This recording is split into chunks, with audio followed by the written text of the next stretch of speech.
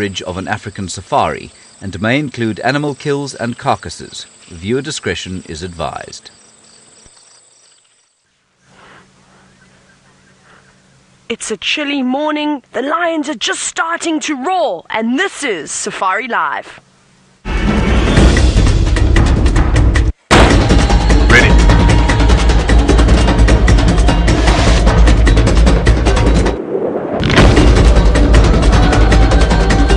Standing by.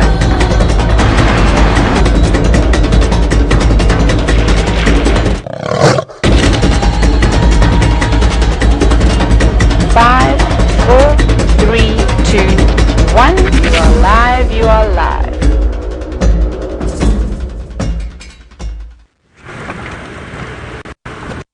Hello, welcome to, of course, I hope another fantastic. We were on the race. I've just heard lions calling. My name is Taylor, and on camera with me is Senzo. And we have to race because if we don't follow up on these lions, well then we're not going to find them, unfortunately. So that's just how it goes. The bush depicts where you go and how fast, well, you get there. And I've learned in the past that if you are the slowest, the animals, well, they'll get away from you and they'll walk through the bushes and you won't find them. Remember, this is live, this is interactive, hashtag Safari Live. But the birds have all been calling, the nightjars have been singing their hearts out, the lions, of course, have been roaring. Most of you have heard.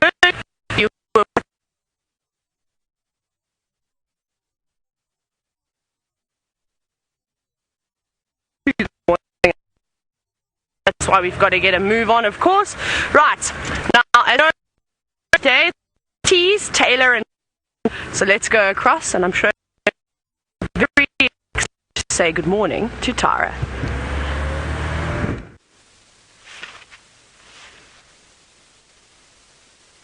Good morning, everybody, and a very, very warm welcome, and I am so excited. This is probably the first time I've seen Venus since actually leaving the country. How amazing is that? Oh, it is absolutely wonderful to be back here in Djuma. Oh, I seriously, I cannot get over how excited I am. For those of you who don't know me, my name is Tara, so I'm just going to turn the Game Drive channel down a little bit. But yeah, so those of you who don't know me, my name's Tara, and I used to drive for Wild Earth and Safari TV about 5 or 6 years ago now. I came back for a couple of weeks about 3 years ago, 4 years ago. I'm trying to get the timelines right, and I am just so excited, and I feel so privileged to be back here again to actually experience the magic of Djuma, the Sabi sands here in South Africa with you. Joining me today is Craig on camera, and I just can't wait to see what's out there. So I think we're going to head off and drive around for a little bit. I know Taylor's going to try and find those lines for you, so we're going to have a little drive around. I was actually just saying to Craig, even though it's amazing to be back, it's just trying to get back into the saddle, learn the vehicle again, and I'm sure in about 5 or 10 minutes time I'll be feeling a lot more comfortable in the vehicle. And yeah, I'm just so excited. You can hear all the sounds.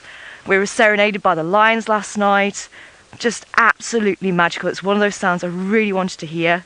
You can hear all the Franklins waking up now, giving the dawn chorus. Yeah, let's just see what's out there, hey? But beautiful to see Venus. That is just one of the best things you can see out in South Africa. And apparently Taylor has actually found the lions. So we're going to cross over to Taylor, and I'm going to carry on driving and see if I can find something wonderful for you, and I'll see you in a bit. Goodbye for now. Here we have a lion walking with the beautiful sunrise. Isn't that nice? Now he's going to disappear behind the bush, but it looks like Tinyo, but we'll confirm it in a moment. Let's get another position. They're not far. So like I said, it's important when you hear something calling, you break the rules and you carry on going. Let's see, are you going to come and look for water around here? I don't think there's much water in this pan, I'm afraid, my boy. I'll try and just follow him here. I don't know where he's going. Now, I don't know if it was this lion that was just doing the calling, or if he's perhaps responding to another call. Yesterday, I'm just going to try and get in front of him again. Yesterday I didn't actually get to see which males were in the pride at all. Obviously I knew Mfumo was there, but I didn't know that Tinyo had arrived. Let's get another spot over here. But just a classic dark mane. Also quite a bit of scarring. And you can see that patch of skin that's bare, that hasn't got any hair under his belly. That is a classic Tinyo sign. Though there are many different things that indicate him. He's also got a half moon in his ear, and he's also got a slit on his lip. But that scar is actually healed very, very well. Okay. We keep going. How cool is this? Now he's on a bit of a patrol at the moment. The Birminghams have definitely made their presence known over the last couple of hours, and he also just marked up against that quarry shrub. Well, let's see where you're going to take us now. Please don't take us into the drainage line. Thank goodness. Well done, boy. Much experience in here. It's an absolute nightmare. Very, very difficult to try and navigate. No real clear pathways, but he's coming back this way now. He should come right past us. We'll just follow him through the gaps. See, he's got his nose down on the ground. He's definitely trying to pick up a scent, and that's what makes me think maybe he's trying to retrace the lionesses from the Nkuhuma pride, or perhaps even just one of his coalition members. He's just stopped there for a moment. You can just see the tip of his tail. Remember, this is live. This is happening right now. We'd love to hear from you. Always take screenshots. Send them to us. #SafariLive. Oh no, now he's going down and into the drainage line. So we might be able to catch him in this next dip. Just want to make sure that I see exactly where he's going. He's walking straight through here. Maybe he's going to pop back up at Vuyatela Dam. The other thing, though, is that the guests haven't left camp just yet. So hopefully they down their coffees or put them in takeaway cups and get on the move and come and join us with these big cats. Oh. We just need to figure out where he's going to come through. He's coming this way. He's actually moving fairly quickly. It shouldn't be too long. Here's a big animal pathway. Let's see if he's going to utilize this one and come through here. When you are moving through drainage lines, like I said, not only is it quite dense for us and the vehicles, but it's also quite dense for the animals. So they will make use of these big pathways. And this is a spot that Tingana actually likes to walk, our resident male leopard. But now we have to wait. You see, he can actually go wherever he wants. He might just walk straight through the drainage system. Then that will be tricky to try and get him again, but at least we know the direction that he's going, and at least we have lions on the property. Like I said, we're very fortunate that they're in the heart of Djuma now, so they're not particularly close to any boundaries, but these males could, or can, travel huge distances in a matter of minutes. You're not coming through here. Make sure he's not coming up from behind. Oh no. Maybe we're going to have to... Alice, are you still here? Have we lost comms? It's very quiet, so I get worried. Oh, okay. Just checking, because we've had so many comms issues. When everyone goes so silent, it makes me think that I'm not live anymore. Oh, I need to try. I don't know where he's gone now. He could have even crossed the drainage line and gone to the other side.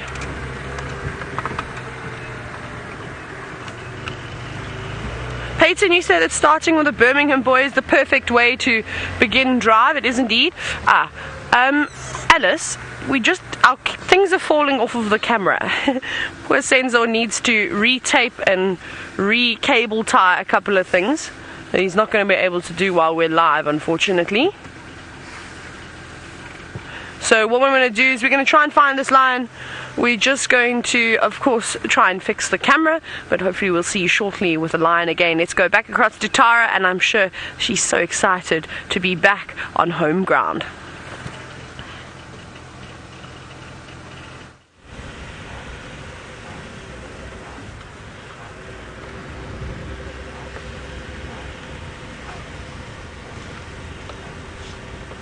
Oh, welcome back everybody, and just as I said, I'm starting to feel like I'm back at home again in the driving seat of Rusty, I believe. This is Rusty, and definitely feeling very comfortable with Rusty as well.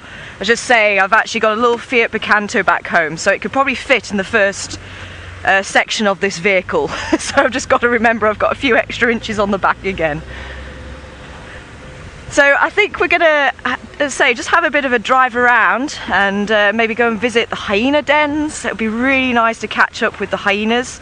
I think there was a question saying or asking some of my most memorable sightings, which I definitely will be sharing with you, and I think a lot of you were there for some of those memorable sightings as well.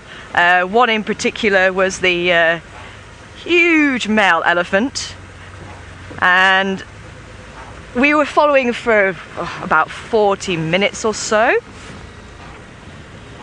Yeah, and I think some people have actually just said about the elephant encounter. So he was absolutely massive bull elephant. He was in must, and we were there just relaxing with him for a good 40 minutes or so. He didn't show any sign of aggression or anything like that. He was there eating the marula fruits on the quarantine open area. And it was just probably about 60, 70, 80 meters away, so we'd given him a lot of room. And I just parked off the side of the road because I thought, you know, if he wants to walk down, we don't want to be in his way. And he just lifted up his trunk slightly and obviously caught wind of something, so he decided to start walking towards us. And he carried on walking towards us, and I thought, okay, awesome, he's going to walk straight past us. No, he didn't. He stood right there. Like literally, if I'd have done that, I'd have touched him. And he lifted up his trunk, have a bit of a smell, and unfortunately you couldn't see that on camera. He went to the front of the vehicle and put his tusks on the bull bar, bounced the vehicle once, came back to me, lifted up his trunk again, blew hot air, walked off around the back of the vehicle. And I think there was a herd of females that had just come out behind us, and he went on to try and follow them. Absolutely breathtaking. And actually watching the film, it looks a lot more scary than being in that situation, because I was reading his body language, and actually you can pick up when an animal doesn't mean you any harm, or if they do mean you any harm. The only time I ever really felt I was threatened was from a giraffe, funnily enough, and there was a look in his eye. You can't explain it. There's something behind that look, and I just wasn't picking anything up from that elephant. And even when he bounced the vehicle, that was the only time I thought, oh, have I read this wrong? But I think he was just testing us out and trying us, and if I'd have moved or anything like that, I felt he would have maybe changed, because they can change on a dime. But it was just absolutely incredible, and as I say, I just didn't feel any aggression from him whatsoever. And when he backed away, I thought, no, okay, he is just testing us, and he walked off, left us to it, and yeah, absolutely incredible. And sorry, I missed there was somebody who also remembers that sighting and who was with us that day. Pit Panda. Thanks, Pit Panda. As I say, I think behind the and yeah, actually cringing at one point watching the film, going, really? Did that really happen to us? Oh, jackal! Side-striped jackal.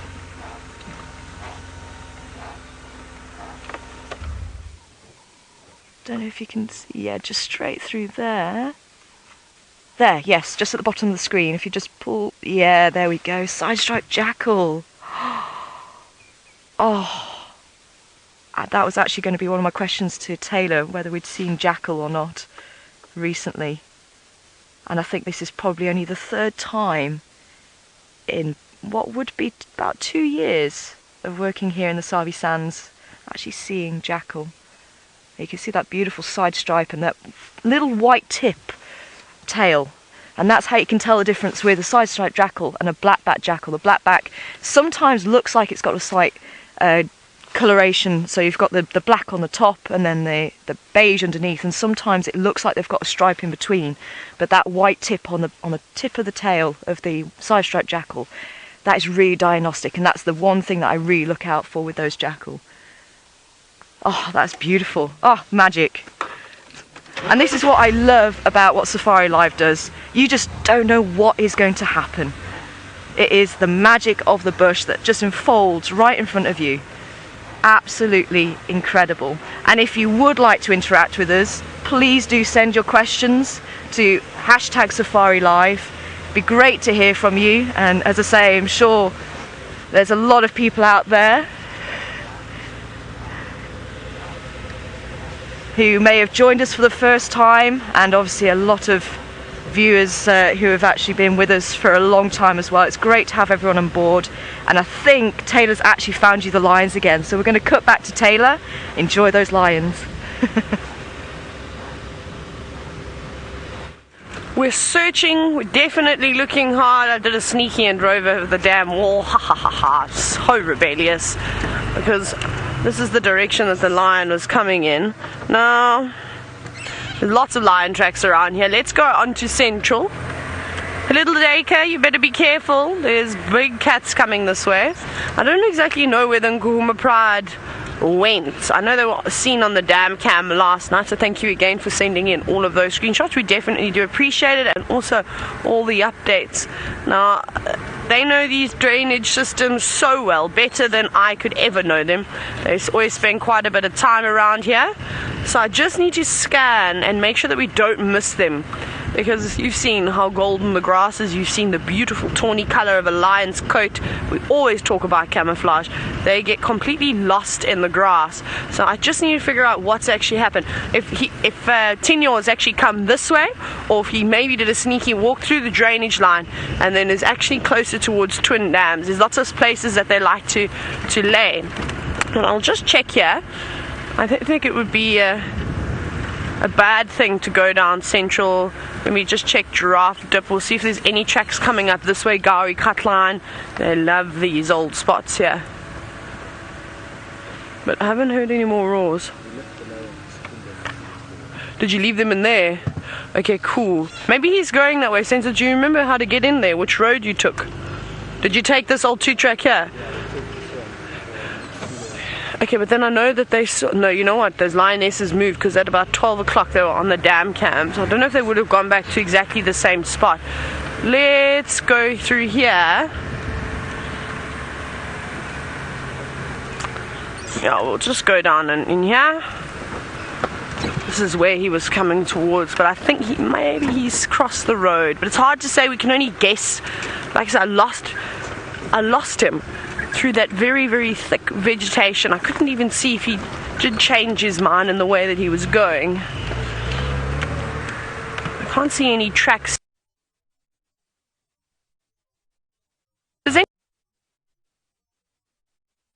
My lions went last night from the dam.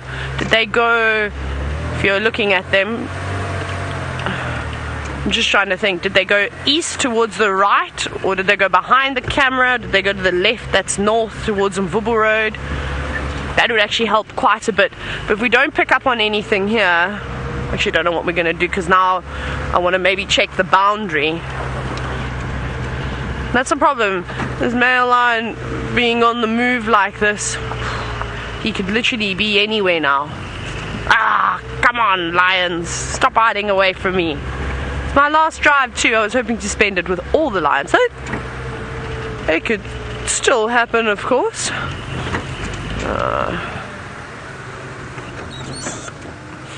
Lioness tracks here.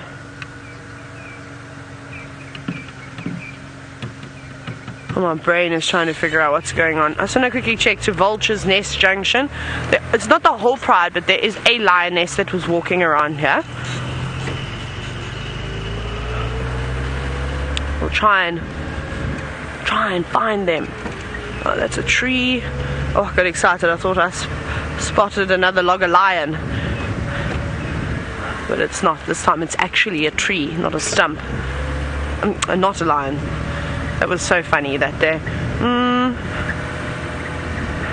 He was on a mission though. He definitely was adamant to find the rest of the pride. Like I said, nose down on the ground, classic, trying to sniff out the females or a coalition member, maybe even four more. Maybe he's looking for his brother.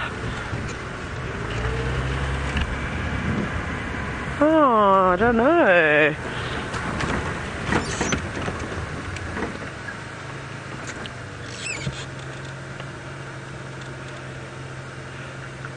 Michael, you're wondering, there's Impala here, so no, go back the other way. You're wondering, the fact that the Nkuhumas are spending so much time on Djuma, does that mean that they are going to spend more time here? I think that was the gist of the question.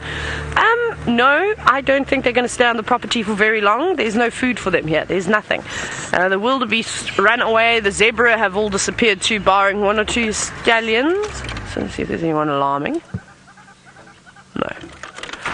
So no, I don't think that they're going to stay on the property like they did last year until the buffalo return. Until they have got big animals to go after and that are constantly living on the property, there's no need for them to stay. Then they're going to keep searching. But there's not really any buffalo in the north at all. I listen to the radio, I even ask my friends that are working at other lodges in the northern areas saying, have you been seeing any buffalo? And they said they struggle. Literally the animal that they cannot find to complete the big five, for that big five experience that people pay so much money to come and see, is because of a buffalo. Can you believe it? Not even an elusive leopard. It's actually quite comical if you think about it, because that's the animal that you would expect to see everywhere, and we normally do at this time of the year. So we'll just have to actually wait. So that's what we've been talking about this quite a bit now, and we always talk about it in between drives, how disappointing the game viewing has been, because the potential for the game viewing to be unbelievable in this area is normally through the roof. This is the best time of the year to come on safari in the Sabi sand, because normally there's buffalo everywhere, which means that the prides of lions are following. You've got the hyenas coming in, cleaning up the scraps of vultures. It's just, there's such an abundance of life. But this year's a little bit different with all this rain that's coming about. It might be because of the heavy effect that the drought had on the land. I'm not sure, but I believe my dad was actually just in Kruger, and he was down in the southern parts of Kruger, and he had an absolute ball. He said he saw all the big herds of buffalo, so they're down in the south on the big river systems around there, and eventually once they finish all that grazing they will come back up here.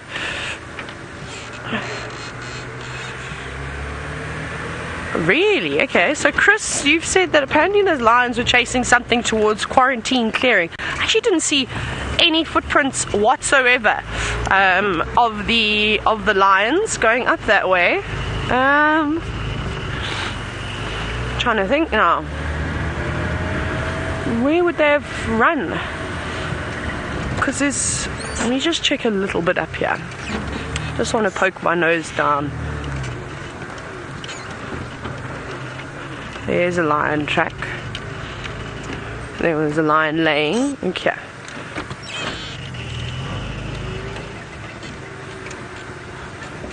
You see those marks in the sand over here? All that. There was a lion laying on the ground. Okay, let's go. Let's go up Gari Cutline very quickly. It's a male, I think, that was there.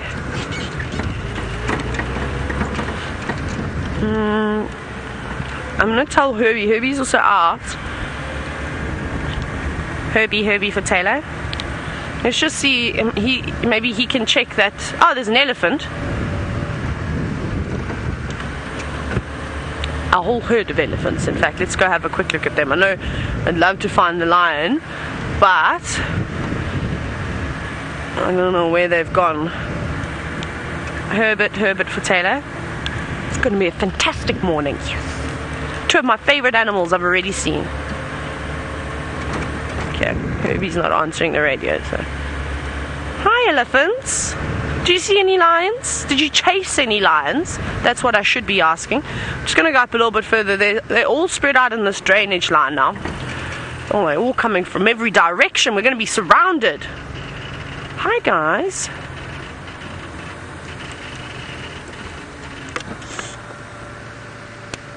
How are you, love? Let's go a little bit further. Hello. Good morning.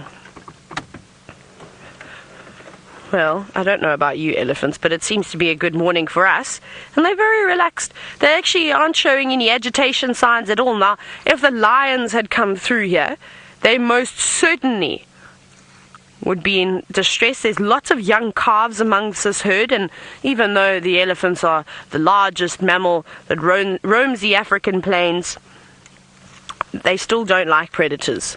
They get very, very upset by them. And not that the Nguma Pride or the Birminghams have a particular taste for elephants. I don't think they've ever taken down an elephant before. And it's the same thing as giraffe. It definitely needs some practice to be able to take down large animals like that. It's not the easiest thing. There's another cow coming through. Hello, girl. So they seem very relaxed, not bothered by us at all. She's coming over. Look at her. Look at this one. That's rude. So if you ever were wondering if elephants had a hierarchy within the matriarchal system that they have, it clearly looks like it, don't you think? Now, I don't know who's mom here. We'll try and figure it out now. It's okay. Shame, did you get bullied? They both have got swollen mammary glands. But elephants are so sociable that it's not uncommon to have another youngster standing with another female that's also lactating. Here comes another little one. So let's try and figure out whose calf belongs to which female. I think this older one that's just climbing over the logs actually belongs to that cow. So she's obviously just been chased off because they're feeding on something delicious. I don't think they're feeding on the apple leaf, that small leaf, that's a tree that's growing there. They're digging for something else, something that's growing around. There might be green grass. Maybe there's a delicious forb that has gone untouched. You can see that. Or you're just going to uproot that entire thing. Oh, she's now squashing the apple. There we go. That's what they're feeding on. Actually, is that a square raisin? I can't really see what they're eating. But interesting. They after that, to the extent that one elephant got nudged out of the way. It's amazing. So I was saying, I don't think there's a huge matriarchal sort of hierarchy. There's obviously the dominant female, the oldest, the wisest, the most experienced elephant that helps make decisions when it comes to leading the herd, trying to find water, new grazing, browsing areas. But I do think that they do have slight altercations amongst the females. We clearly saw one over there. Whether it's because of size, I'm not sure, where you can actually just push somebody out of the way. But very sweet. Now there's francolins that are also alarming in the drainage line. I wonder if these lions are just not in there somewhere. I will try and get hold of Herbert again to see if he can help us relocate them. And these elephants are just so precious. Isn't that great? We're having all the animals come back again. I am so happy about this. And this always happens to me when I go on leave.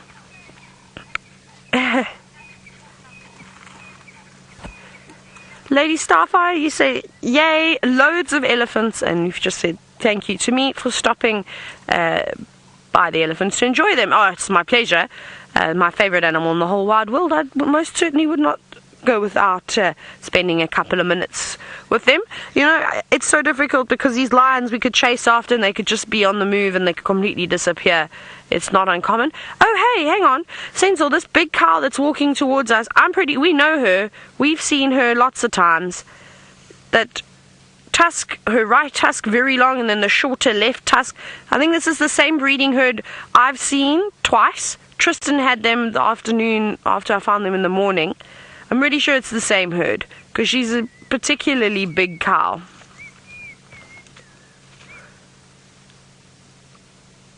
And there's a chugger calling now. One of them. Little one, you're eating a stick. They're feeding now along the drainage line. That's where this little one is running down to go and join the rest of the herd. What's wrong? Ears slightly flared, not because of us.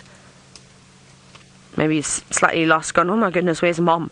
You know that mild panic that you get when you've gone wandering in a shopping centre and then you go, oh no, I've gone too far, where is mom?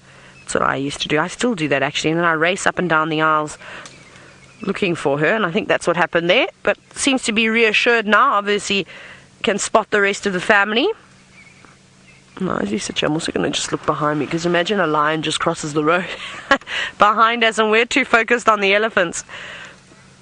Oh, so funny. But we'll see what happens with these elephants. Maybe we can even tell Tara to come and have a look at these beautiful grey giants, and we'll try and find those lions. But let's go across to her. She's got a very pretty bird.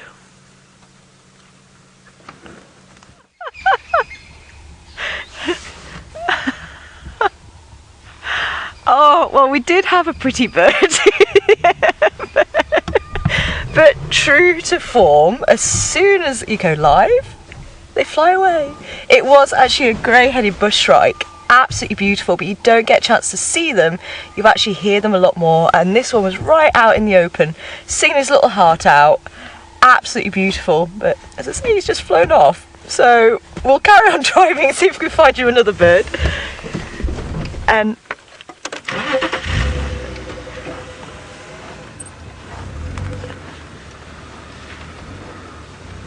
oh, I can hear.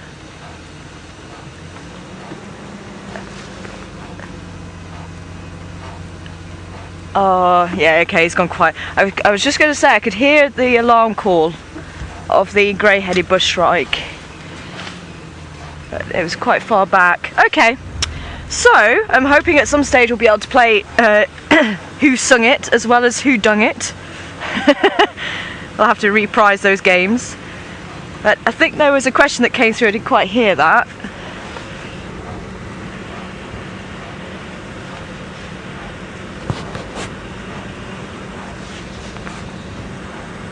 Hi Sam, welcome on board. Good morning to you. And Sam would like to know what I've been up to these past few years, in between leaving South Africa and coming back. Well, I've actually, I should have maybe have said this a bit earlier, but oh well. I've actually finished my PhD that I was working on.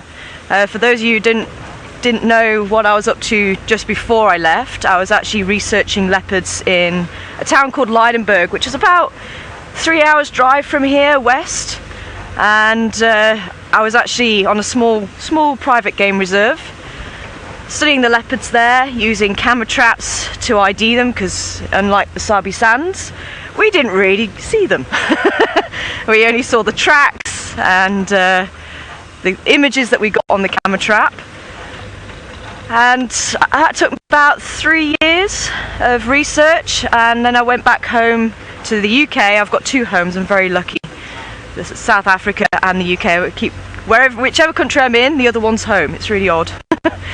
But went back to the UK and actually finished writing the thesis, which was absolutely incredible. The process that you go through, there's nothing quite like it. You learn a lot about yourself, you learn a lot of skills, but yeah, absolutely 100% worth it. So I am actually in fact a doctor. Can you believe it, guys? I think some of you have been coining the phrase Dr. Dung. But yes, so I achieved what I set out to achieve, and it just goes to show if you really want to do something, you can actually achieve it. And that is probably the best thing I can pass on to any young viewers out there. If you can dream it and you want to live it, go for it. I mean, a British girl out in South Africa for 10 years, can you believe that? I couldn't. I only came out for a year and I kind of forgot to go home. But so the PhD took me back home. So now I'm actually working for the University of Reading, working on a new research project, actually on the smaller version, the domestic cats. And that's using the technology that I was using, the camera traps and GPS devices as well, to track the movement of cats and look at any impact they might have on wildlife. And I've got quite a number of volunteers back in the UK, so really helpful from everybody.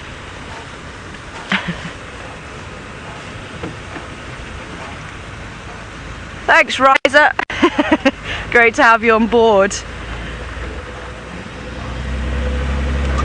to get through the dip. Oh, sorry.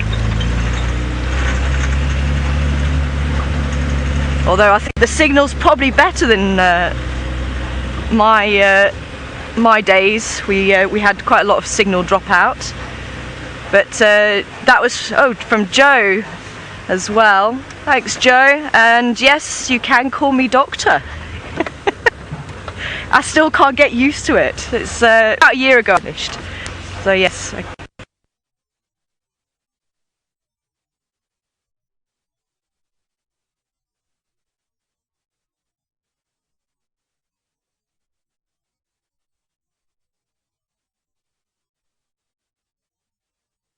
Hello everybody, sorry about that. It seemed, it's a log.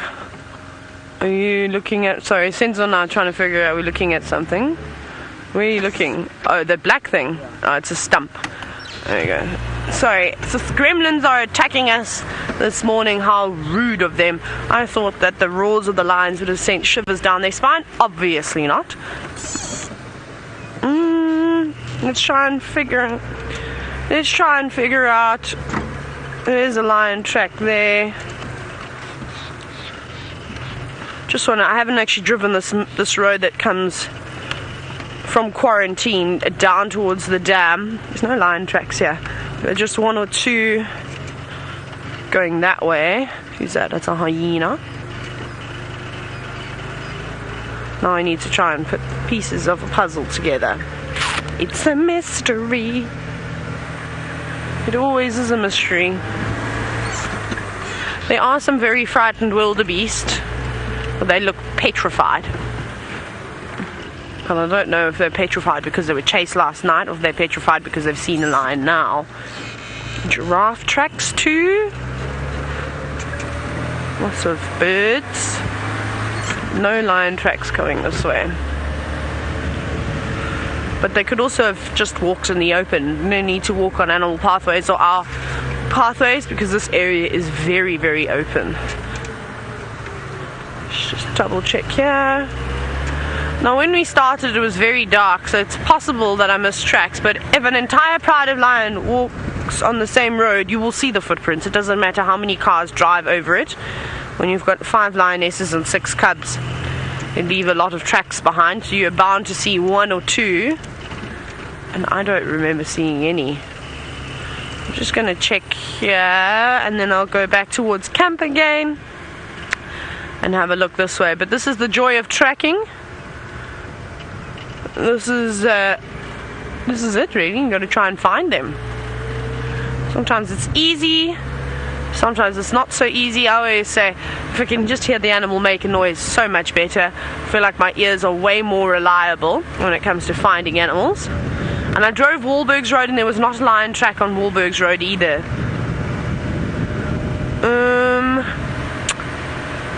And there were all the impala were here this morning. Now they've all gone. Where did they all go to? There was just so many animals just in this little corner here. I can see Rexon or one of the other guides. Let me figure out which station is driving on Quarantine.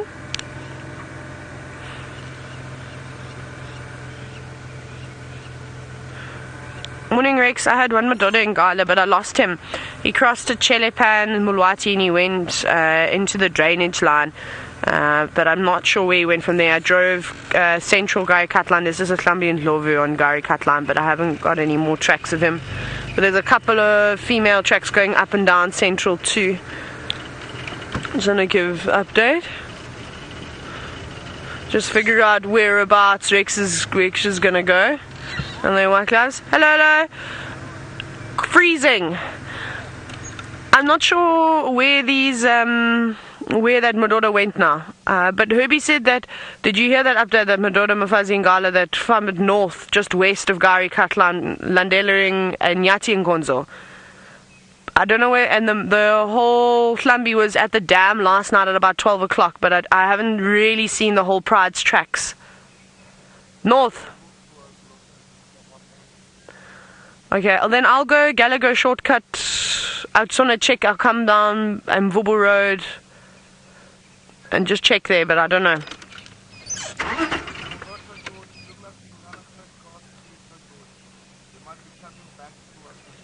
Okay. Okay, cool. I'll keep you updated. Okay, so Rexon's not going to look for lions. He's going to look for leopards. It sounds like Tingana has been somewhere in Torchwood. Maybe he's coming this way. Chastity, you're wondering what happens when a lion and a leopard run into each other. Well, the leopard will most likely go up the tree if it's not chased by lions. Yeah, the leopard will need to get out of the way. It's going to come off second best. Unfortunately, size really does matter out here, and a lion is much more powerful than a leopard. So lions will try and kill the leopard. A leopard would try and kill lion cubs or even a sub-adult lion, but it's not going to be able to take on a fully grown lion. We've been fortunate enough to see what a lion skull looks like versus a leopard skull, and the size is pretty enormous. So yes, and we've actually had a couple of sightings where Nkuma lionesses have chased leopards up trees. I had a sighting down south where I had Mashbeni, Little Bush and her cub up in a massive fig tree with the two Charleston males standing on the lower branches. So that was interesting. They were trying to get their kill, but it was too difficult for them to climb. So that altercation happens quite often in the bush. But isn't it funny how sometimes I feel sorry for the leopards. Hyenas don't seem to bother them sort of too much, but when wild dogs come in as well, leopards go straight up a tree and get chased by everyone. No, I've just heard orbs. I don't know what Aubrey's plan is. Aubrey, for Taylor, what's your route?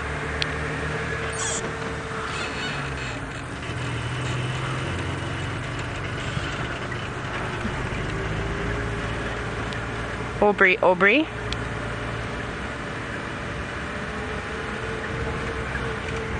Just trying to get hold of Aubrey because he's driving this way now. There's no lion tracks up this way. Nothing at all.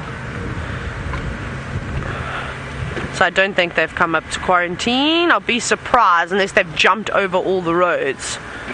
Because Rexon has done quarantine now. He said he didn't see a lion track up there. I don't know where they've gone. Maybe they've gone... I don't know. I'm not sure, but it sounds like they were tracking some buffalo, a male and a female that crossed into Buffelshoek. So that's why I think I'm going to go check that northern boundary quickly. But Tara's managed to fight off of the gremlin. Let's go back across to her. I'm sure she's got lots and lots of stories to tell you.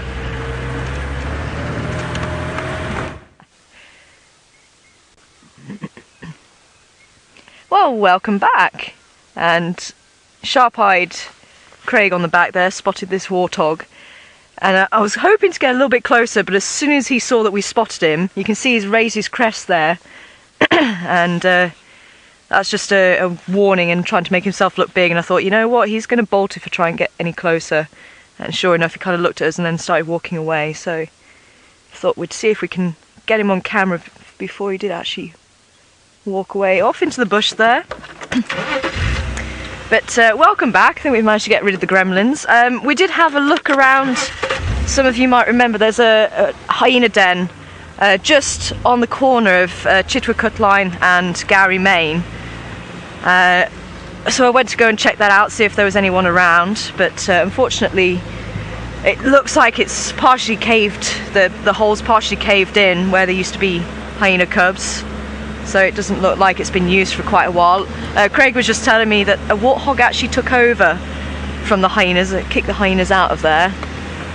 So they're actually quite fearsome creatures. I mean, they've got the tushes, the canine teeth, decent size, and they rub together, the top set rubs together against the bottom set to keep the tushes really sharp. So if you get on the wrong side of a warthog, you won't come off very well.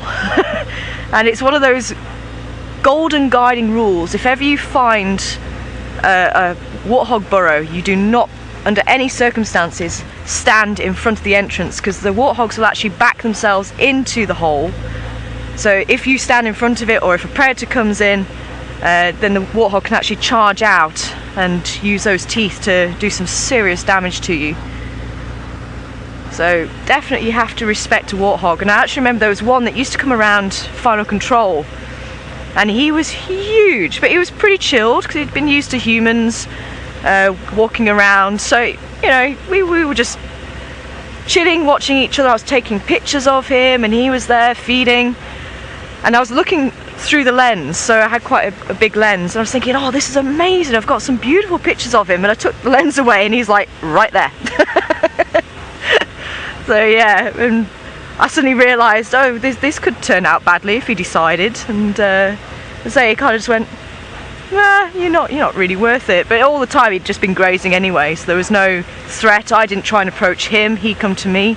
And again, that's another golden rule. You don't go into the animal's bubble, if you like. So just like humans, sometimes humans have a good day and actually you can get quite a lot closer to somebody, and then sometimes you're having a bad day and it's like, you know what, just keep your distance, I don't want you anywhere near me. And animals are exactly the same. So it's our job as guides to read that behaviour and to try and understand what the animal's trying to tell us. So you look out for all these little telltale signs, and as I say, that warthog raising his crest, trying to make himself look big and intimidating, that was him saying, you know what, I don't want you guys anywhere near me, thank you very much. Which is fair enough. So we are on the Chitwa cut line.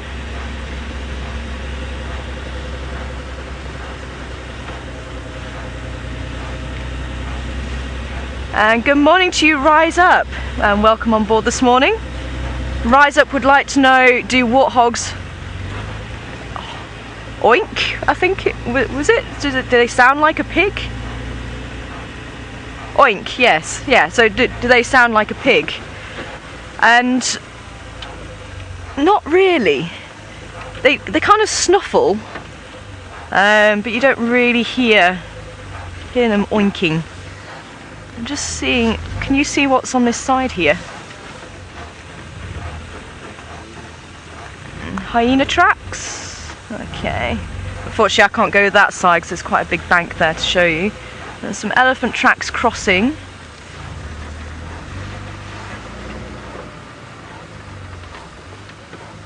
Going that way. So I think that could be the elephants you guys have been enjoying over that side towards Chelapan. There's a grey hornbill in the tree there. Or it could be a yellow-billed and just no light on it. Yeah, so, oh, there it goes.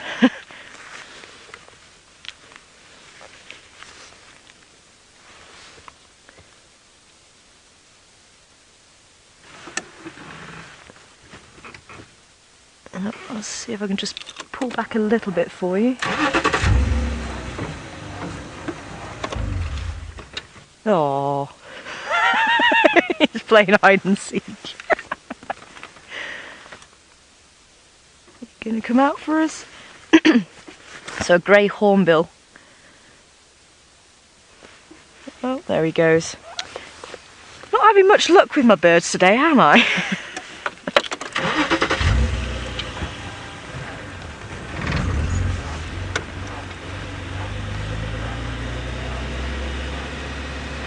Good morning, Ali. Welcome on board this morning. Asking what my favourite animal is. I do have quite a few, but the cats, they're my main passion. And actually, I was thinking along Chitwa cut line was where I saw my very first up close and personal experience with a leopard. I was just think seeing the impala rams here. You know what? Actually being away from South Africa for 18 months, it really does help you to re-appreciate even common animals such as the impala. But I've always had a soft spot for impala because they are just, for me, the epitome of an antelope. I mean, when you think of an antelope, this is it. They are just such beautiful antelope. They're just so graceful. But it is always amazing what comes out their mouth. It is actually a roar. They can sound like a lion, especially if you and not as lucky as us to actually hear the lions very often. I actually have had guests saying, "There's a lion." It's like, no, sorry, it's actually the impala roaring. It's like a... That wasn't me, that was the vehicle, by the way, scaring the impala.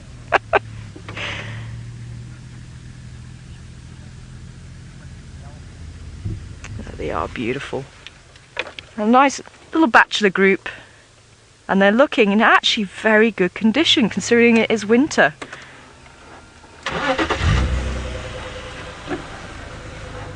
they're also going to be playing hide and seek with us. But yes, it was actually Karula and her cubs, and it was actually her cubs, her second litter, who I met for the very first time on this road. So definitely very fond memories here. And he was up in the marula tree, they were feeding on a carcass, and I don't think I was actually told, because I was so busy trying to get used to all the comms and everything like that. I relied on my cameraman Herman to actually get me around, and he actually didn't tell us where we were going, and he said, "Oh yeah, there's a sighting here, let's just pull in." And it turned out to be Mishu on the carcass, and say he was about 6-7 meters away from us up the tree.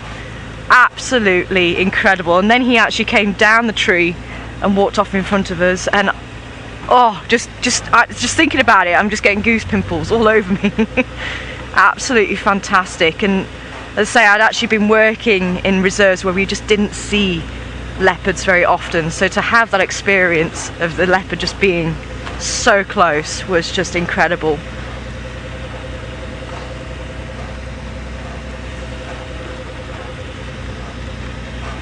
So seeing some hippo tracks going that way on the road.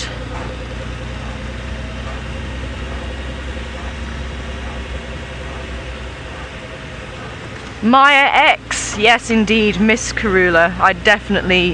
I'm sure everybody misses Karula. I'm one of those people for sure. I have heard she hasn't been seen for about 6 months, which obviously doesn't bode very well. But I was just so amazed at how well she raised her cubs. As far as we know, certainly up until the point of having her 3 litters, she hadn't lost any cubs. She was just a machine, that cat. I mean, she would actually, she would go off and hunt. She wouldn't always eat. But when she did hunt, she would bring the cubs back, and then she'd go off and eat and hunt again. Just constantly on the move, hunting, just making sure that those cubs were well fed so they could actually reach adulthood. Oh, hello, beautiful. Good morning, mister. Also, another stunning antelope you just don't get a chance to see very often, but with it being winter and the bushes actually die back, you get a chance to see them a little bit more. So this is a Nyala bull. Now some of you might have picked up that looking at the impala, I called them rams. So this is a bull, and Nyala are actually where the term gets cut off. So Nyala females are about the same size as an impala, so they get called ewes. But the males are quite a lot larger than the females, and they get called bulls. So anything bigger than Nyala get called bulls, and then the females are cows, and anything smaller than a Nyala female, the males are rams and the females are ewes. And the offspring gets even more tricky. If it's a male, it gets called a calf, and if it's a female, it gets called a lamb. No idea who decided why the terminology should be like that, but there you go.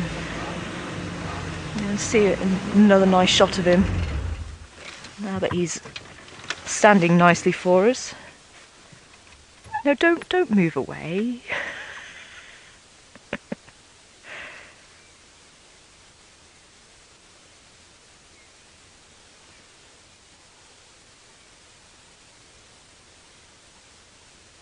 You can see those huge satellite dish ears because they do spend a lot of time in the thick bush. So even though they've got good eyesight, it's going to be impaired because of all the bushes and tall grass.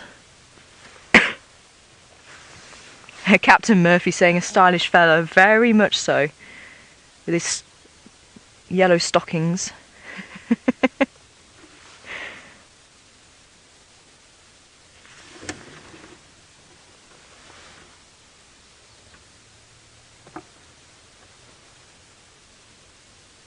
And I think we'll leave him to it if he's going to hide behind the bush though.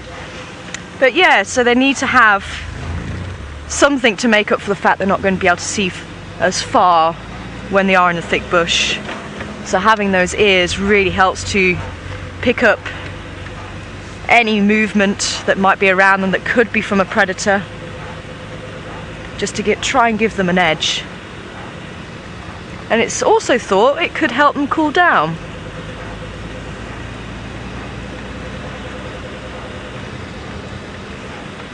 So I think we're going to cross back to Taylor and see if she has managed to catch up with those lions again.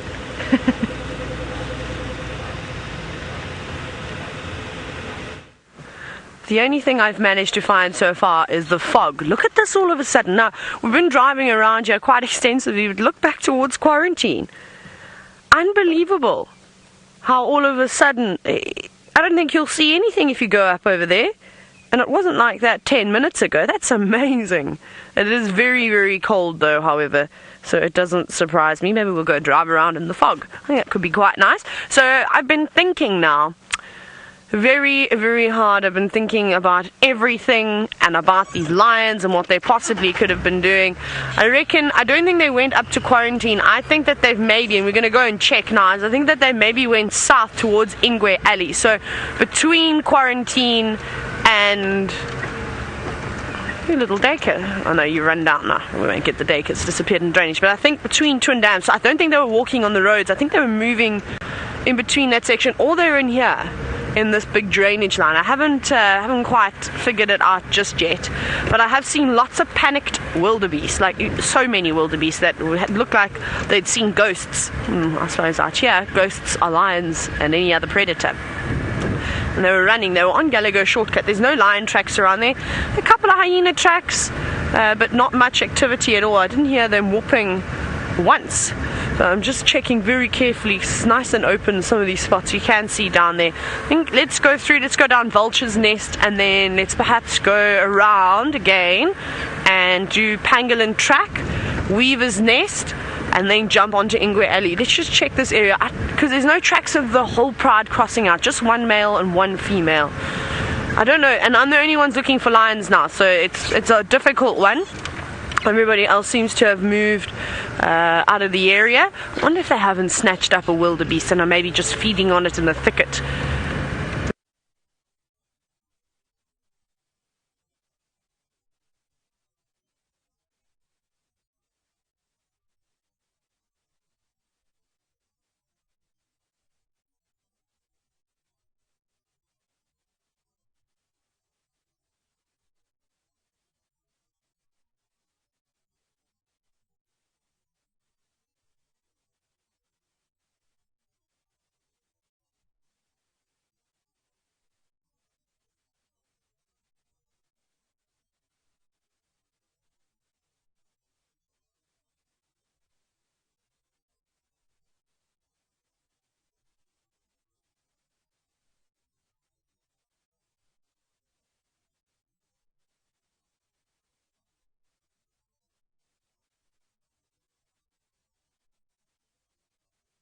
Odd distress call here and there, but you'll hear the whole herd join in and trumpet.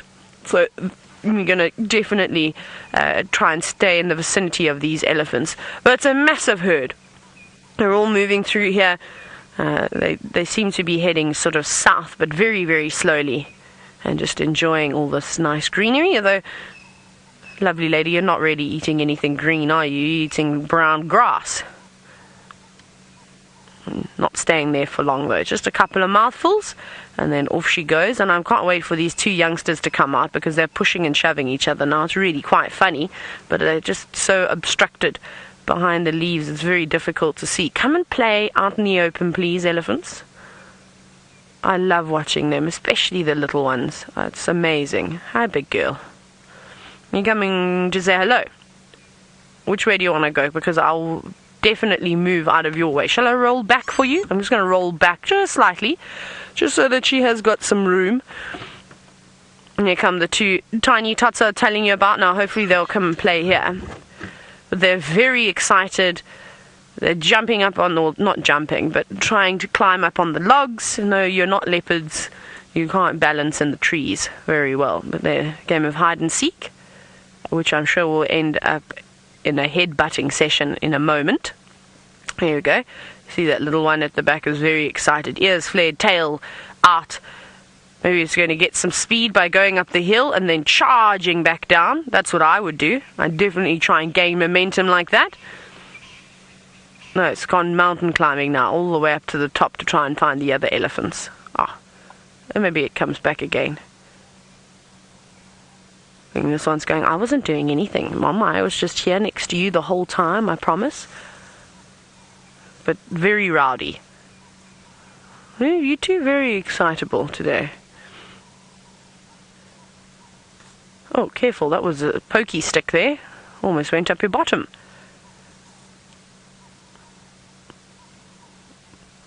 And the birds are also singing such a beautiful tune this morning. It was really nice. Oh, there's that other little one. Oh, here it comes. Whee! Down it goes. Come and play here.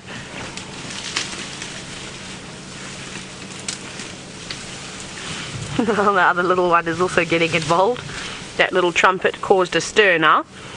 Now, Rocky, you're wondering if elephants make sounds with their mouths or their trunks. That noise we're hearing now, that's a trumpet from its trunk. And otherwise they make rumbling sounds that come deep from within their stomachs. They're doing circles. What game are you playing, you two?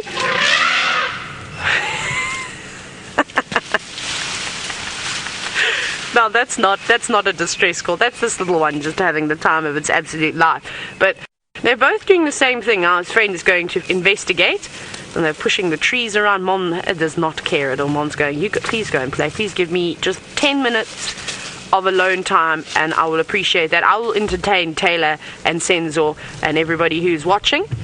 You can see that. She's just like, oh, someone else's problem now. I swear that's what these elephants are thinking. But it was just interesting to see how those little ones they were both doing the same thing. They were just spinning around. And now, you might think that, how on earth does an elephant spin around? But they're actually pretty agile. They can pivot on a point within a matter of seconds. Let me reposition. It's quite interesting to watch this female. She's picking up all the branches now and eating grass.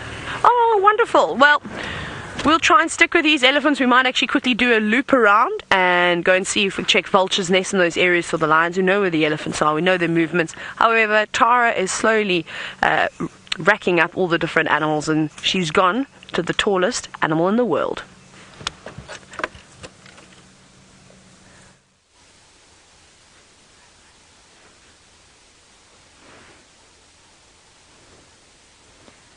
Welcome back, guys.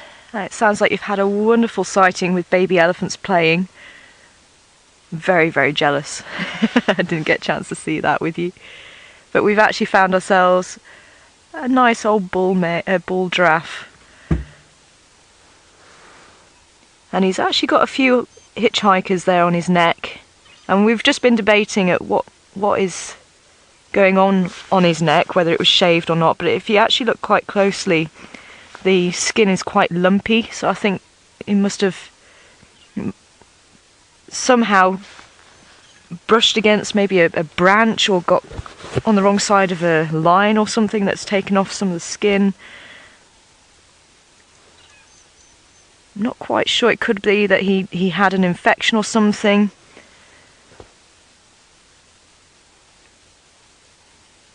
But I think that is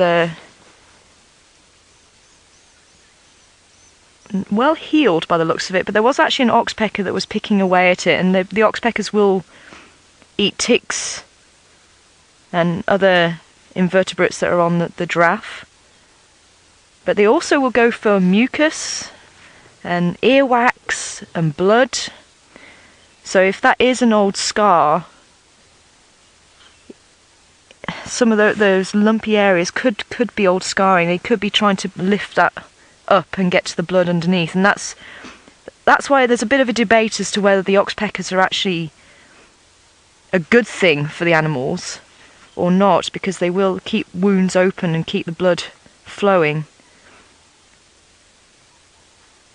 But generally speaking, they do help the animals by taking the ticks off and, as I say, getting rid of any other external parasites. You can see them climbing all over the body. I'm going to see if we can maybe move down a little bit so we've got a more open area to see him.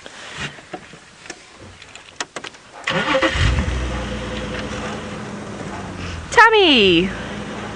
Welcome on board. Can you see him through there nicely? A little bit clearer. Tammy's saying he looks like an old bull. Yeah, he does. He's quite dark. And you can see the lumps on his head. And those lumps are actually built up over time, so the calcified lumps, they're not born with them, they just build up through fighting. And that's to actually act like a crash helmet, so when they are fighting they've got extra protection around their brain. Because they do use their heads and they hit each other.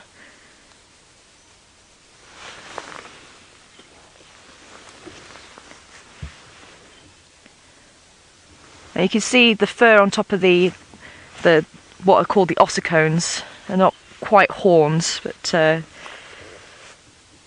we often call them horns, but they are called ossicones. And you can see as the fur wears down, again through fighting, you can see the bone coming through there. And that's one way you can tell if it's a male or a female.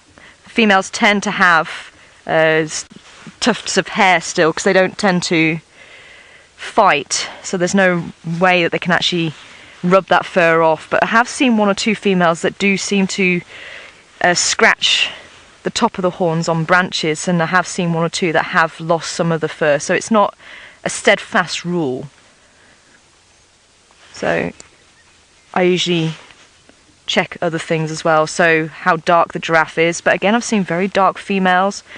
Males can be quite light when they're born, and then they get darker with age, and that can also be genetic as well. There's quite a lot of mist actually. I was just thinking that's quite a foggy picture, but it is the mist coming up from around the water sources. So hopefully that's going to clear soon. I can see the blue sky coming through, and that's something I've been saying to the guys actually. That's amazing me. The viewers who have been with me for a long time know I do not like the cold. I do not get on with it at all. So I came ready to go to the Arctic, and I'm pleasantly surprised that it's not as cold as I was expecting. And we're wondering if that is to do with the whole fact that obviously South Africa has gone through quite a major drought last year, and it's not as bad, but obviously it has got had a little bit more rain than last year, but it's still not as good as what it can be, and we're wondering if it's partly to do with that. It's certainly not as cold as what I was expecting.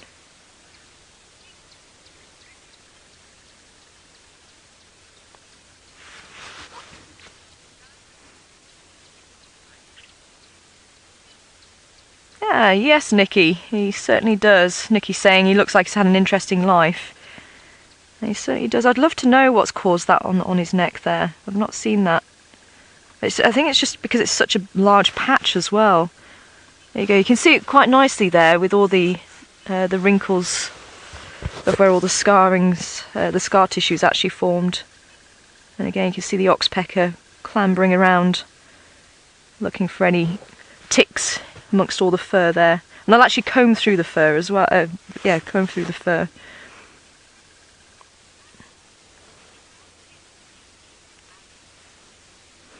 Hi Ali, and welcome on board, and asking if giraffes get mange. I've not seen giraffes have mange, but I can't see why they wouldn't. It could be something to do with that.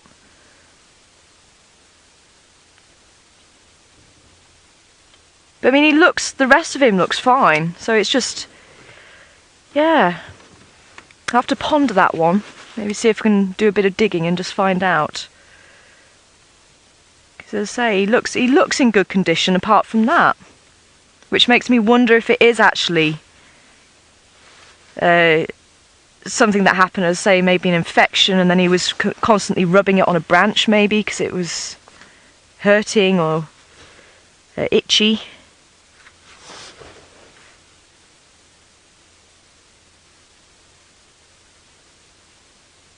There you go, you can see the colour of the tongue there, blue-black colour, and that's actually because of the melanin in the tongue. And if you actually looked at a giraffe's tongue at the back of the tongue, it's pink. So there's a little bit of debate as to why they've got the melanin in the tongue. Some people think because the giraffe's out feeding constantly in the sunshine, because they're sort of active during the day, so that tongue's going to be out and exposed to the sun. So just like in our skin, the melanin builds up to help protect our skin from the sun. Could be for the same reason. But also, I think personally, this has never been proven, so this is my theory, that it could also help to strengthen the tongue, because obviously they're going to be eating a lot of thorn bushes, and getting thorns stuck in your tongue, it's not going to be very comfortable. So I do wonder if the melanin actually helps to strengthen it, because that's a substance that's in a lot of different animals, and that, especially like birds, the melanin actually helps to strengthen the feathers. So that's my little theory anyway. Maybe one day I'll help to try and prove that. Don't know how to go about doing that. But yes.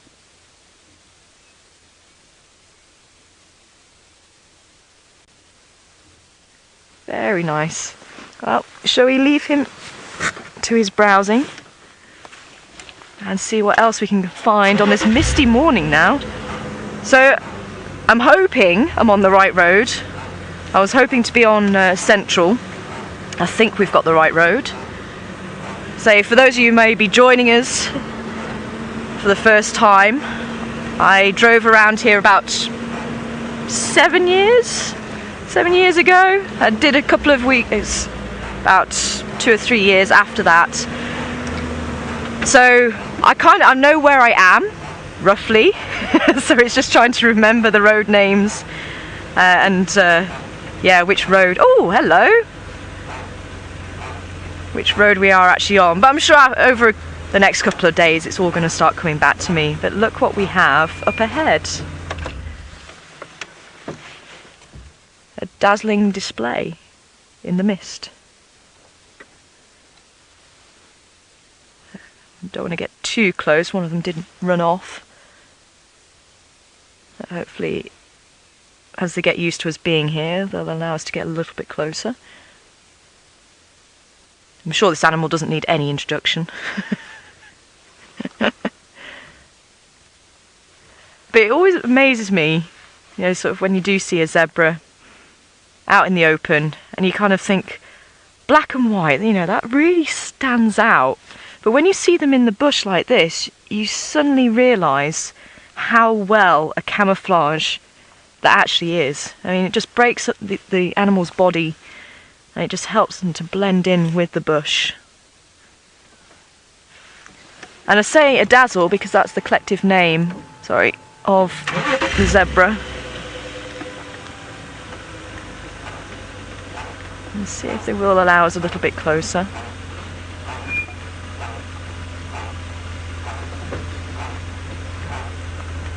I only saw 2, but they usually are in a small herd, but that could be a stallion with a mare. He might be building up his little family group.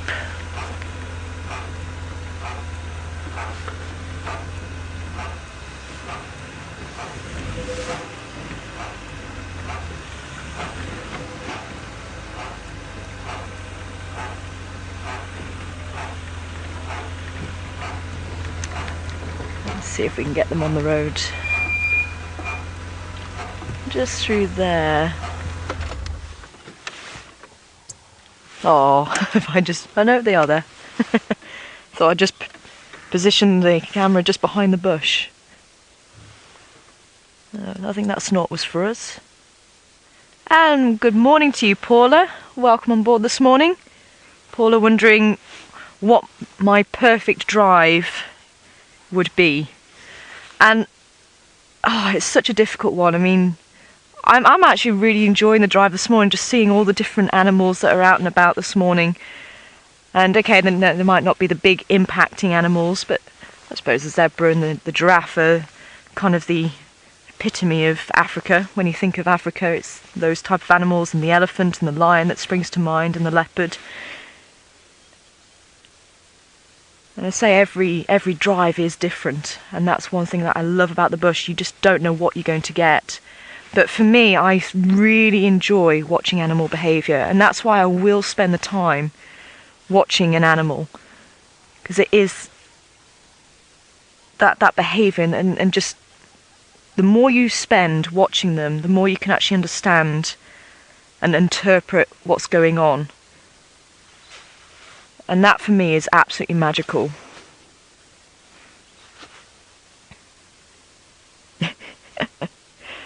Such a typical pose. And I totally agree with you, Jane. Zebras are such stunning creatures, they really are.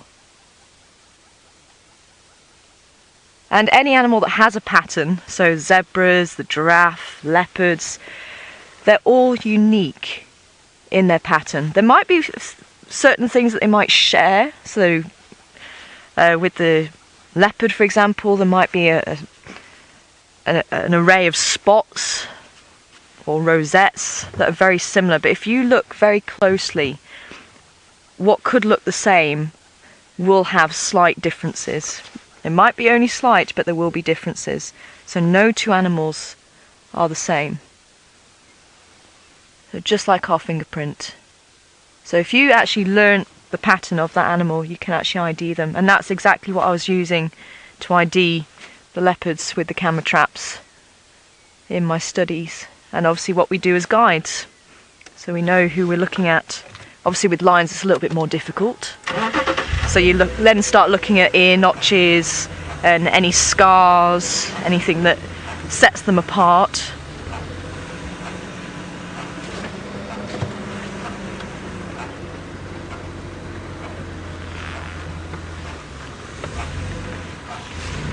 So apparently I wasn't on Central, I think that was Pipeline, so Central should be coming up here.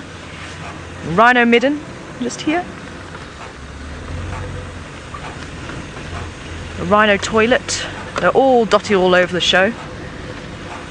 Good morning to you, Michael. Michael wanting to know how many subspecies of zebra there are. Oh, you see they're settled down a little bit now.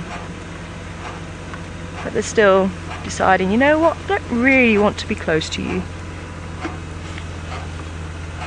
Let's see if I can... Ah, there we go, yeah. So how many subspecies of zebra there are? And I'm just thinking, I'm a little bit rusty on this one. I think it's 9, if I remember rightly. But someone can maybe just check that for me, just to make sure I'm not leading you down the garden path. And what's really interesting about zebra is the subspecies can't always mix. They can't always mate to actually produce fertile offspring. And it's to do with the number of chromosomes that they have, and they actually do have slightly different number of chromosomes between the different species. So these are birchals, that's also been a very big debate. So one minute they were birchals, the next minute they weren't birchals, but now I think they've decided they are actually birchals again. So the birchal zebra, a subspecies of common zebra. So the subspecies of common zebra can interbreed, but then you get zebra like the Chapman zebra, and they've got very thin stripes. And the Chapmans actually have a different social system. So with the birchal zebra they have a male with quite a number of females, which is often called a harem or a family group. But then the Chapmans actually hold on to a territory, and they fight over the territory. So the females, they won't stick with one male like the Birchells do. So it's a very different social structure. Then you've got the Hartmans, mountain zebras, and just the plain mountain zebras. So again, they actually do form the family groups, I believe. So there's differences between the groups of or the species of zebra. But yeah, if someone could check that out for me, I'm pretty sure it's 9 subspecies. Thanks for the question there, Mike.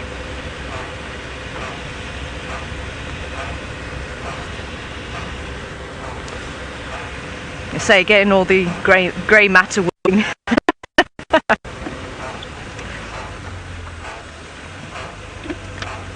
Some people saying the total adds up to 10. I wonder if there's been another split somewhere. I might have to do a little bit of digging and some research then.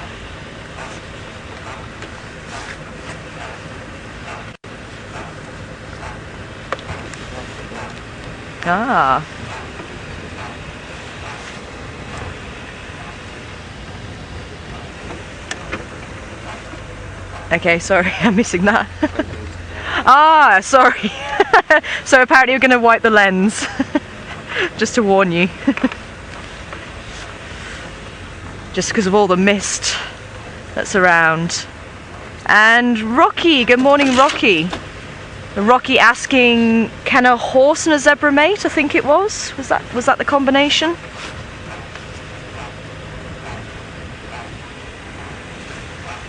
Oh. Yes, brilliant. Okay, so can a horse and a zebra mate? Yes.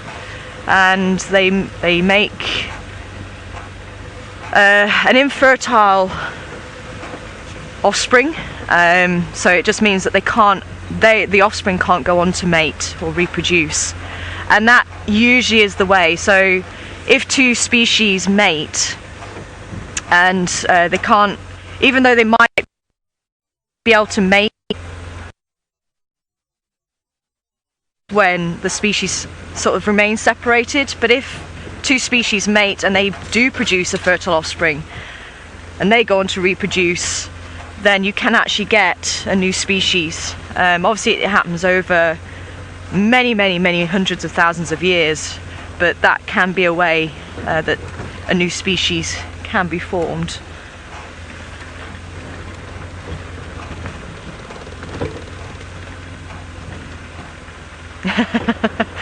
So I feel like we're in Gorillas in the Mist at the moment, and apparently Taylor's also in the mist at the moment as well. It's obviously, let's say, heading out from the drainage lines, and we're heading towards the drainage line. So I think we're going to cut back to Taylor and see if she's found you anything exciting as well.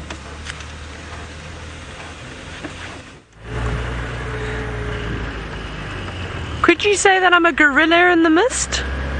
Maybe, I don't know. I can't believe how this fog has just come about. It's really amazing. That's something I didn't expect to see, but it's actually one of my favorite things. I really enjoy the scenery. It's obviously quite difficult to spot game. My plan of now trying to spot the lions in the distance, well, it's unraveling, but oh well. We're gonna have to go back to the elephants, I reckon. They seem to be not too afraid of us today, not worried about being seen. I've driven round and round and round, and Elvis has come to give me a hand as well, and we just can't seem to figure out where those lions are. Now the only thing that I can think is that they must be in that drainage system somewhere, so we're going to just keep going around, and I'm going to check some of the old 2 tracks that we have sort of driven before to get down in there. We did just do one now, off Twin Dam side, and sadly absolutely nothing, not even a footprint. And there's no footprints here. This is what I don't understand. It's like I said, when 11 lions walk across a road, they leave so many tracks. Unless the youngsters were playing and they were leaping from one side to the other, the floor is lava. I have absolutely no idea what was going on in their minds, but I just don't understand where their tracks go. There's nothing here, not even a single footprint on this junction here. Well, there are many footprints, but not of the ones we're looking. Lots of impala and wildebeest. Where are we going to go now? You know what? Let's just do a loop around Quarantine very quickly, and then we'll go back that way. Right. It's so beautiful.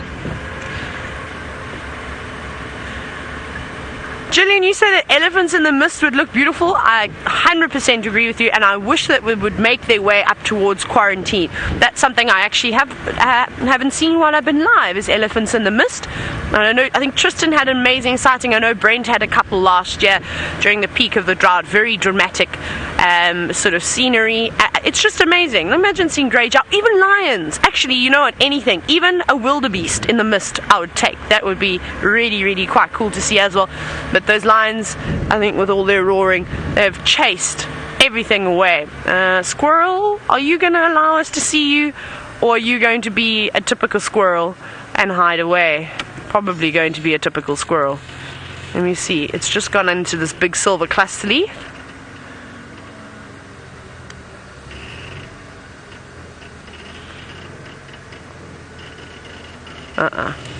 Nope, not disappointed. Not going to let the squirrels disappoint me though, because they always do that. That's amazing. I really cannot believe how misty it is. My eyelashes has now got little dewdrops on them too.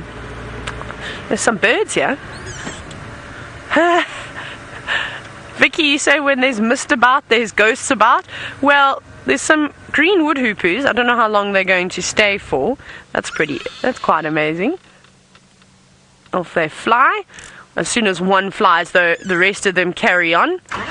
They're looking for things to eat. We won't actually even be able to see them. There's one or two there, but it is... Hang on, maybe we'll try. I'll just show you how thick the mist is. Can you see them? So they're still on these two silver cluster leaves, just straight through there. There we go. Look at that. Now that is only about... just jumping a little bit higher in the branches now. Where did they go? There is one. Oh, there we go. Well spotted. There it is. That's probably about 50 meters away from us. And look at it. You can barely see anything. Dangling upside down.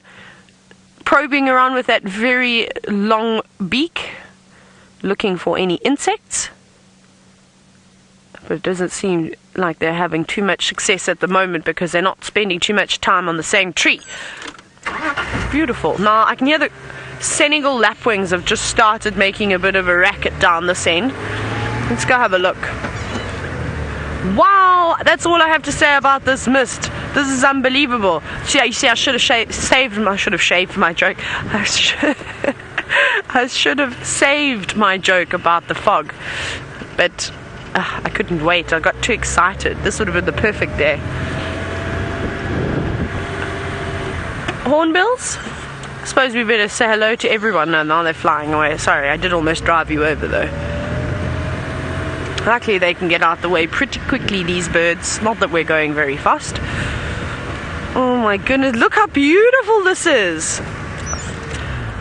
I don't know if any of you find it as pretty as well as I do. I just think that this is an incredible scene. Really one of the most amazing things out here is that the bush is so pretty at this time of the year, even when it is covered with thick fog.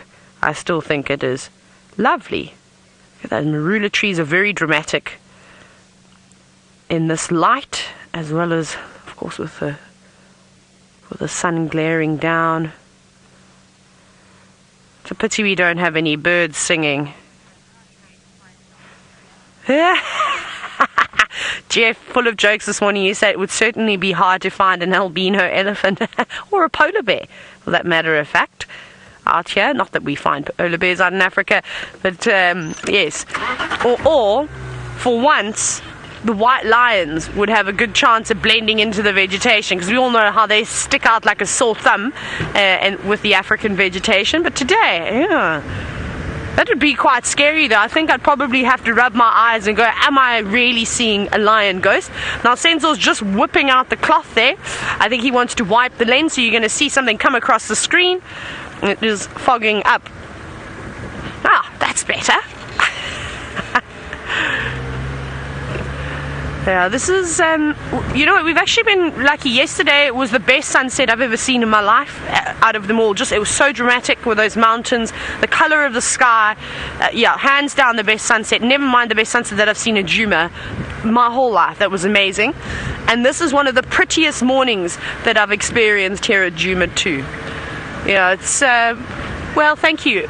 Might not have many animals, but at least the scenery is, and, well, the views are, well, being kind to me. And that's fine. That's what being out in the bush is about. It's not always about seeing lots of animals, but it's about the sights and the sounds too.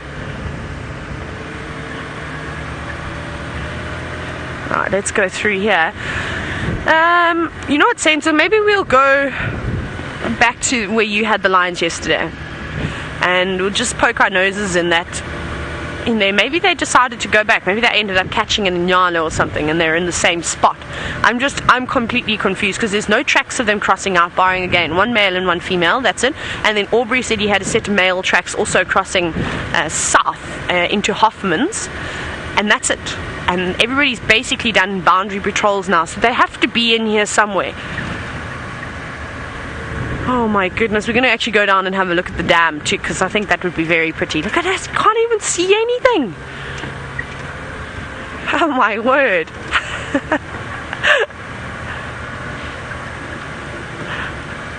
That's so funny. Alice says that it does look like there's some birds down at the dam, but she says it's so misty she can't see which ones they are. We'll go and have a look. I don't know if I'm going to be much help. I can't even identify certain trees now. It's becoming seriously difficult too. It really, if we could have a leopard or a lion right now, that would honestly make my day. Or even just that these elephants move up to these misty areas, I would be so happy. I mean, I'm pretty excited as is. Because, you know, it's great to see mist, but you're not here experiencing it with me. You know, then that would be amazing. And I'm sure you wouldn't mind not seeing animals. But we're going to do our absolute best to try and figure out where these cats have gone. I don't understand. Whee! And little Dacre was just racing off. So I don't know. I'm so confused about these cats. You know, it definitely helps us when we've got the buffaloes. Oh, woo! Careful, little Dacre. Have a look at it. It got such a fright. So it ran down into the drainage, and we just missed it. And then it ran up the road. Now it's just bounding out, and almost ran straight into the car. Oh, hang on. Look who we've got right up top of the tree over there. Is a crested barbet. You might be able to hear them calling.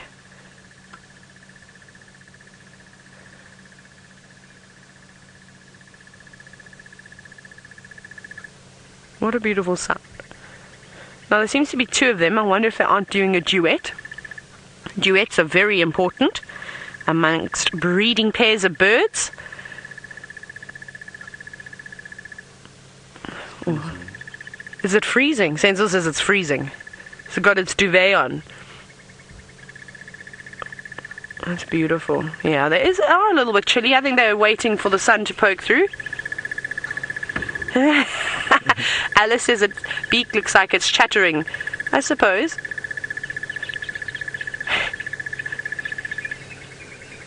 That's beautiful. Right, let's go across the dam wall. Thank you, little crested barbet. I suppose we need to do a little bit of birding here and there when we can. We'll see what else we can find around here. Like I said, we're going to go bundu bashing now into some of these little off-road tracks and hopefully find the lions. Let's go across to Tara, who's got an antelope that we don't get to see too often.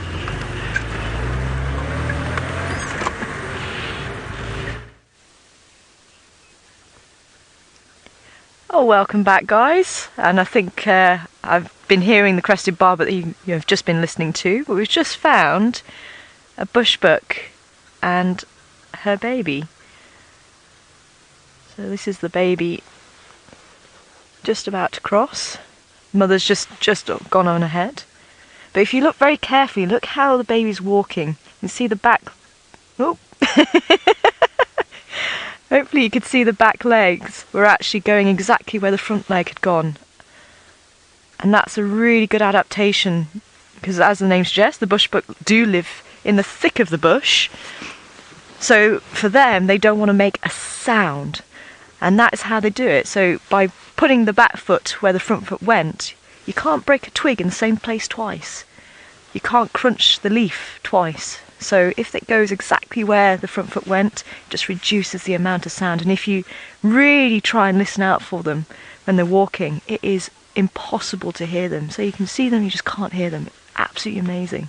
So I think we're going to carry on up Mvubu and see if we can maybe skirt around the back there